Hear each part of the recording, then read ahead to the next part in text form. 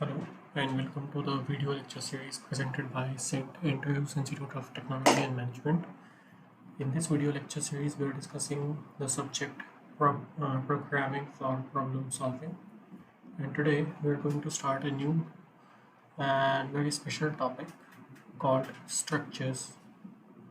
Now, we have already seen how many types of variables we have in C, like the conventional variables called integers, okay,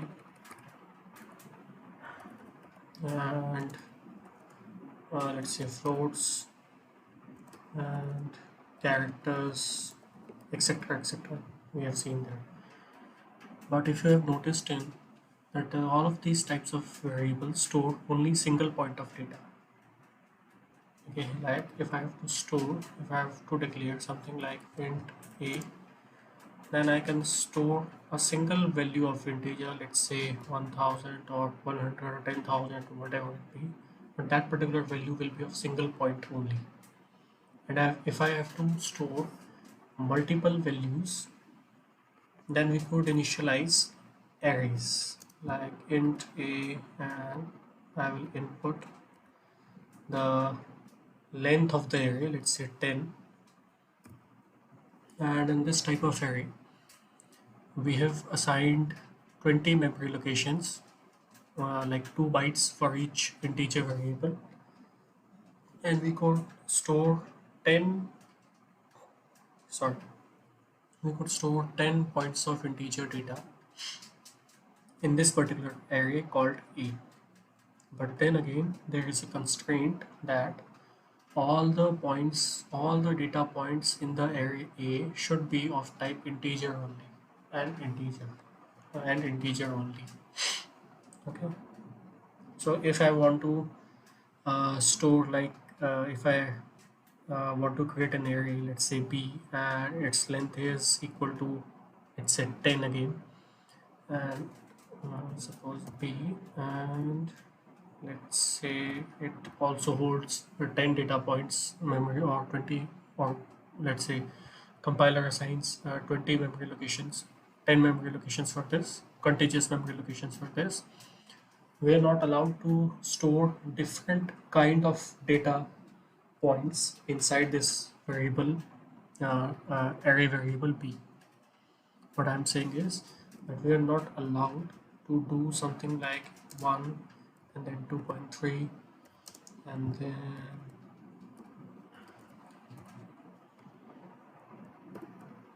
so we are not allowed to do this. If this is an array of length 3, and as you can see, all these 3 data points are of different type. This is of type integer, this is of type float, and this is a character array called string. So this is not allowed in C. But in okay, so if we have to store the values like this, we have to initialize different variable for each different type of data point.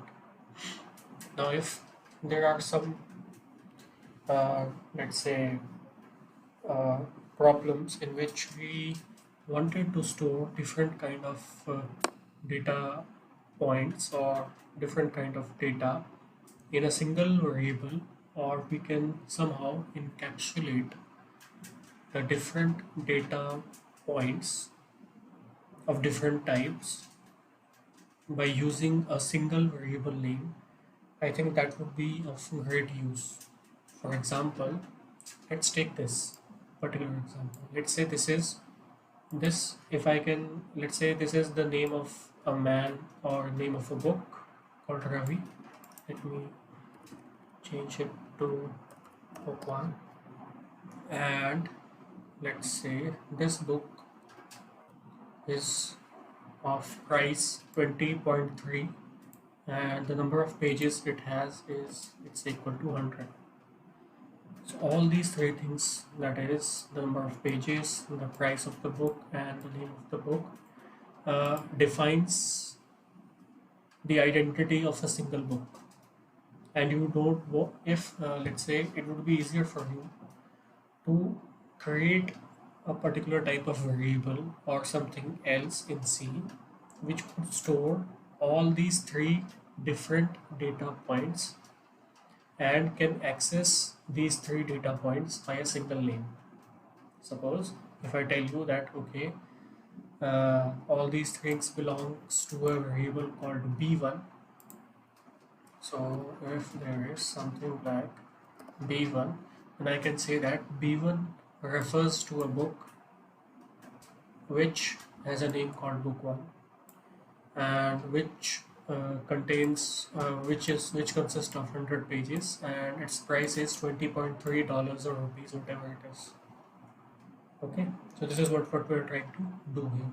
But until now, what we have studied in C, in this particular subject, we haven't came across any type of functionality which will allow us to do this kind of let's say thing. So today we are going to study a new kind of data structure or new kind of data type which will allow us to do exactly what I have proposed here. Okay, and these type of data types are called as structures. So are basically structures are basically let's say a mixed data type, okay, or an embedded data type. So let's head back to the notes. Okay, now structure in C language is a user-defined data type that allows you to hold different types of elements. So that is what we have just seen in the example. So this is a user-defined data type. I mean, C doesn't define a data type which for a single variable name holds an integer value, float value, sorry, a float value and a string in one block or in one data structure. Okay, so we have defined it, that's why it is called user defined, and we can alter it. We can insert all the three integers, or let's say two floats and one string, or whatever you want. So each element of structure is called a member. It means in this type of structure, let's say b1 is a structure, so then this is a member, okay, and this is a member, and this is a member. So you can say number of pages is a member of b1, the price of the book is member of b1, and name of the book is is the member of b1, and b1 is actually structure. It works like template in C++. Okay, you can left it out, left it, or skip it. It is widely used to store student information, employee information, product information, book information. The book information example we have just seen. I will also try to implement that in the IDE. So don't worry. So next is how we can define such kind of data structure or data type. Now these type of data types or user defined data type can be defined using the keyword struct. So all you have to do is you have to use the keyword struct and then name of the let's say name of the structure, or you can say this kind of user defined data type. Then the curly braces will start, and inside that curly braces you will define the signature of each data member. So like we have seen in this particular example, if we have to define the structure of this particular data type, we will have to do is I will use the keyword struct and then b1, or for the time being let's call it book, and the braces will start, and the first thing that I want is the number of pages. So I will write int space and let's say pages and semicolon, and that is the usual data variable, let's say a variable that we have defined. We are using this kind of variable definition from the beginning. I think you are pretty familiar with it right now. And next I will define the float and then the price, and next I will define the string of and I will name it as let's say name of the book, and then the curly braces will close. So this could be this is the type of definition that a structure should have before using it. So we have also you can also see an example here. So we've defined a new type of user-defined data type called structure, which has been named as employee. So we have used the struct keyword and then name of the structure called employee. The curly braces will start. The first member is ID of the employee and it is of type int. Next is name of the employee. Okay, now this is a character array, or you can say string.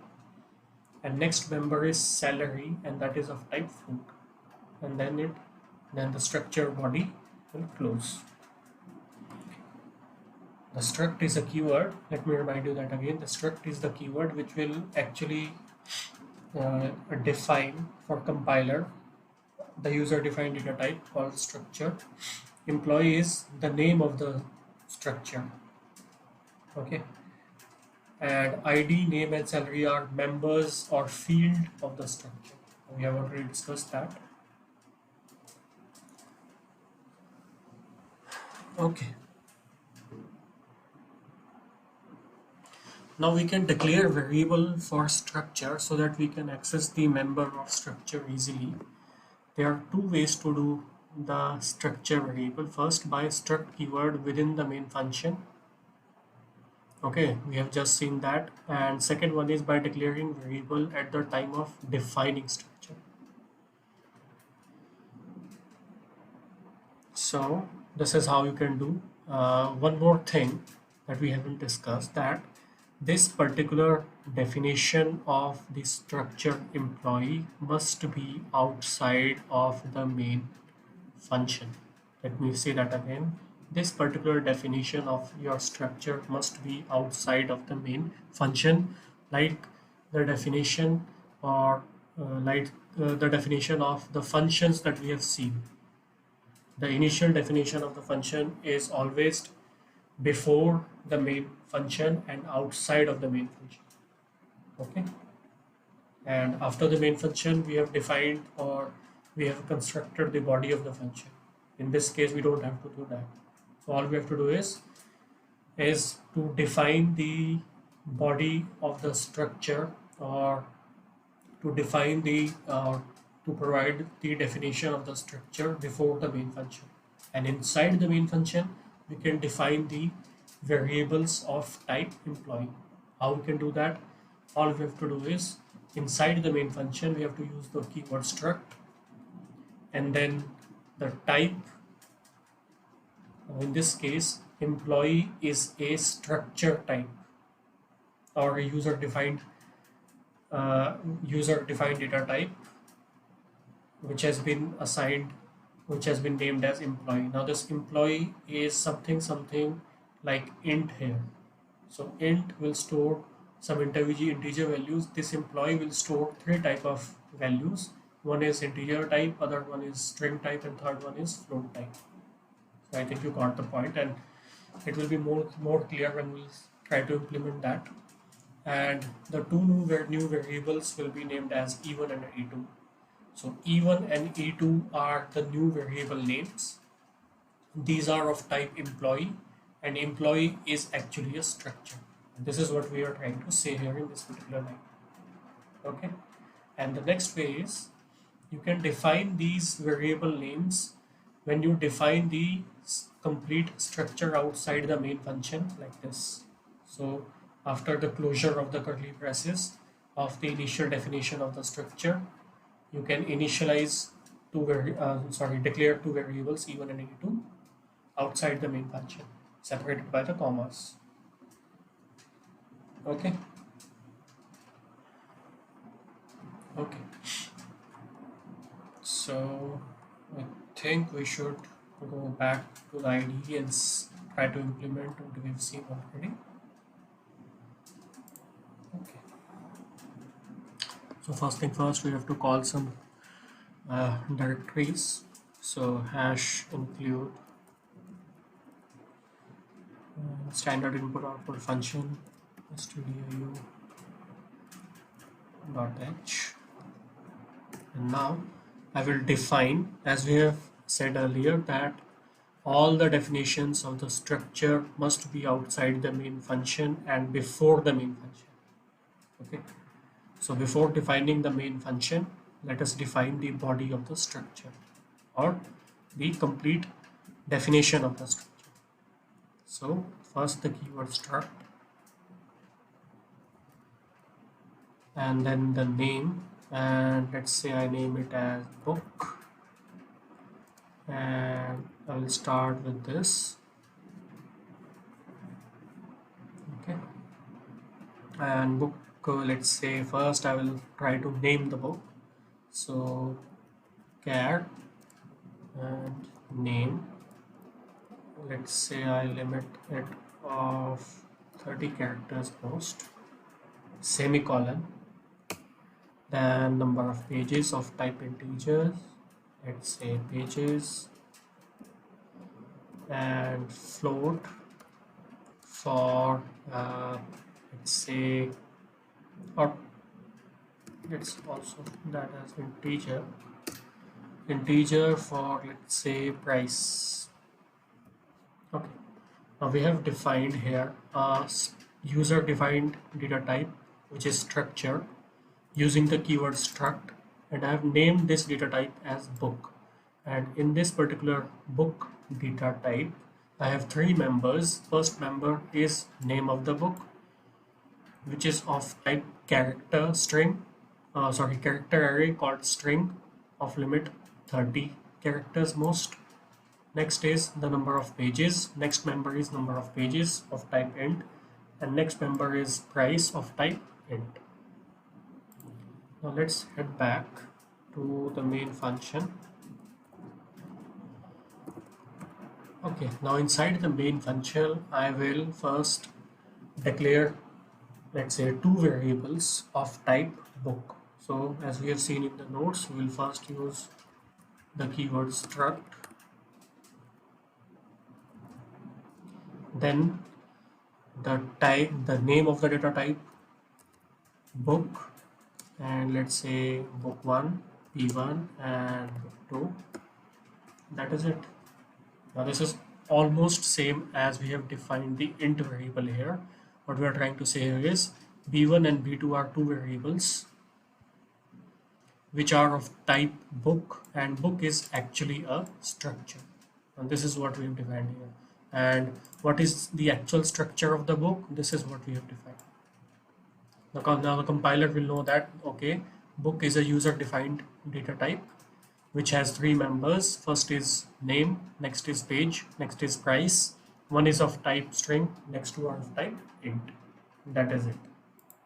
All we have to do is now initialize the values, and we'll see if it works or not. Okay, now I will ask the user to input the values. Okay, now one way to initialize the values is you can do something like that we have seen already in the arrays. Let's say book 1 and comma, let's say number of pages 100 and its price be 200. This is one way to initialize the members of the variable b1, which is of type book. So this book 1 is actually the name of the book, 100 is the number of pages, and 200 is the price, which is not very good because we have hard coded the values and there is no flexibility in our code. So we'll try to provide the dynamic code. So I will not do this. I will ask the user for it. So printf, and let's say enter the name and number of pages and price of book b1. Okay, and now I will use standard input function scanf, and for character we always use %c.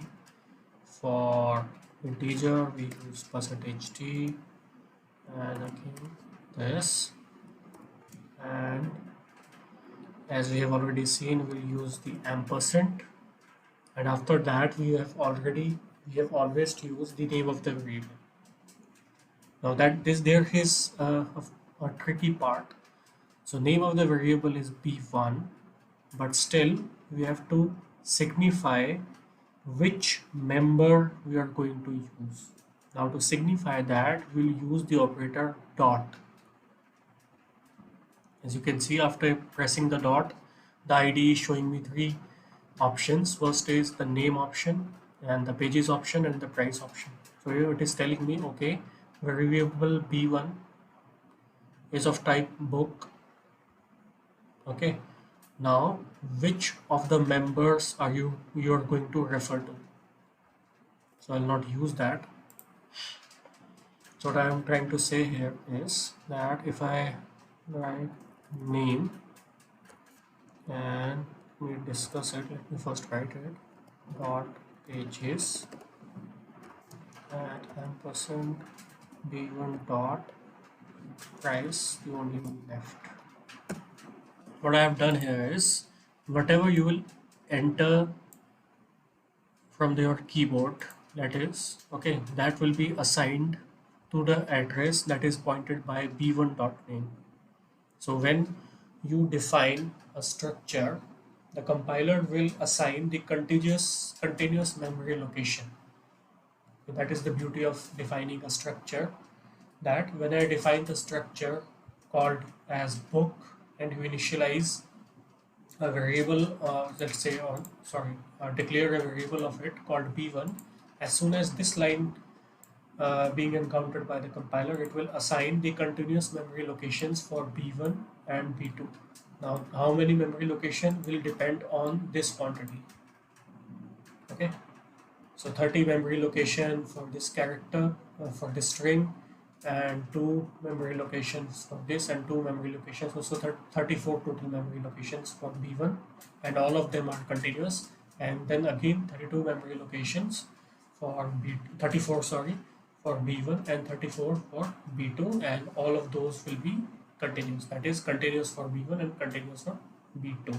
So what we are trying to do here is I am telling that whatever you will input from your keyboard should be assigned to the memory location whose address is actually of b1 dot name.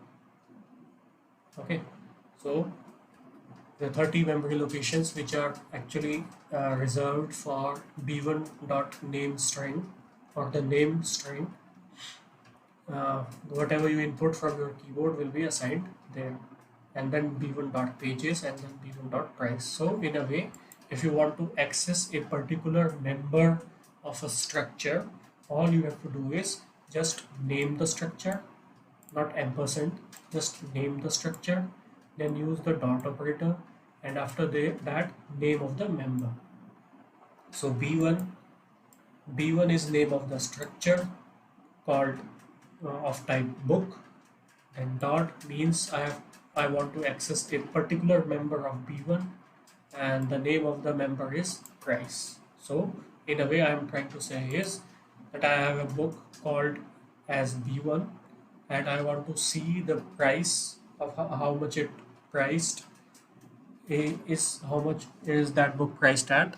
So all I have to do is just access the continuous memory locations reserved for b1, and in that I will access the particular memory locations reserved for the price member. Okay, this is what I am trying to do. So I will repeat that for b2 also. Okay, and just name changes the name, and in here also let's say b2 b2 b2.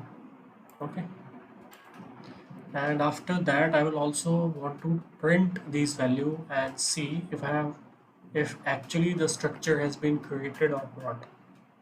Okay, or we have succeeded in creating a user defined data type or not. So I'll use printf function, and let's say the book name as %c uh, is of price %d and of %d pages.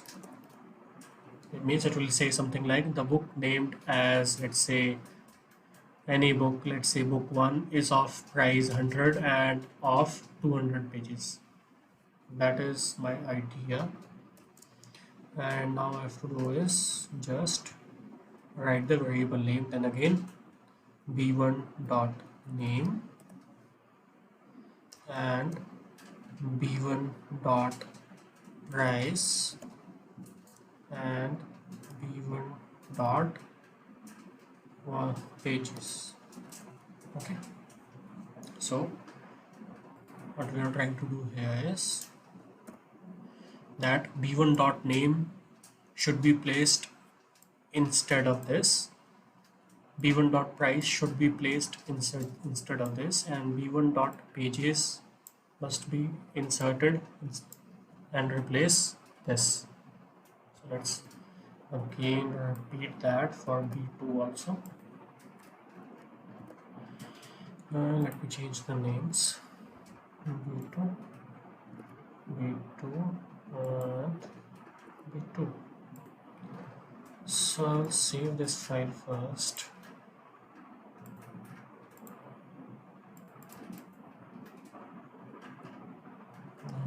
It's 16, I think 16 is available, yes.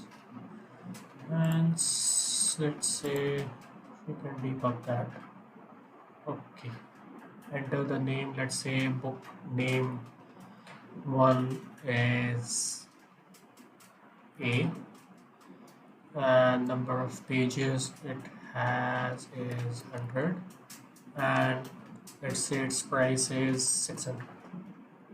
And for book B2, its name is B, and the number of pages it will have is 150, and it has been priced as at 880.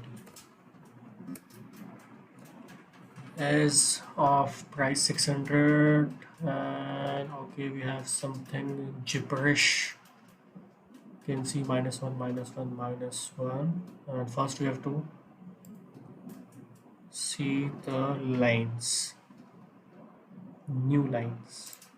We want to print everything in new line, first thing first. Okay.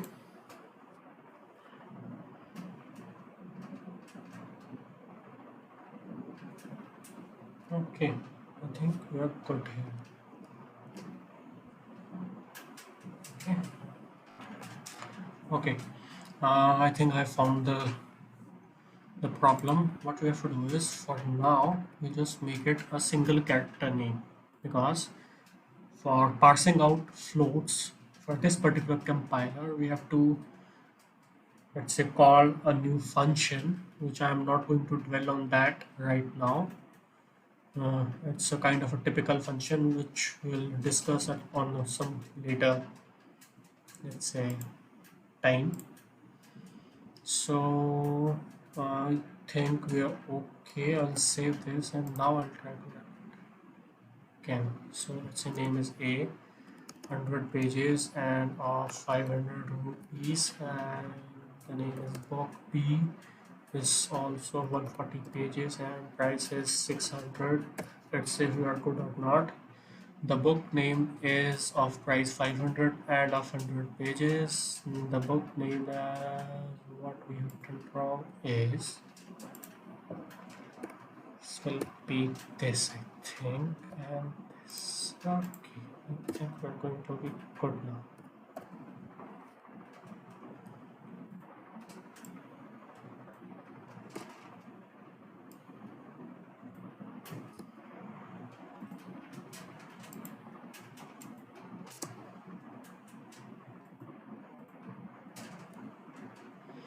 Okay, we're running into the problem. Okay, doesn't matter. Let's continue with this. Okay, let's again of 100 pages and 500 rupees of MB, 120 pages and 600 price. Let's see. Okay, the book named A is of price 500 and 100 pages. K named book named as of price 41, and I think we have inserted something in between here. Okay, I think you have got the idea what I'm trying to say here is.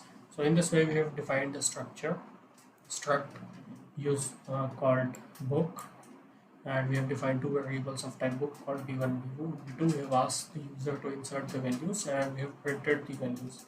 So this is a strong, very strong data type, user defined data type, which can be used extensively. We can also create the arrays of structures, and we have already discussed how we can access a particular member of the structure. So I think we are done with structures, and next lecture we'll try to start a new topic called union. Thank you.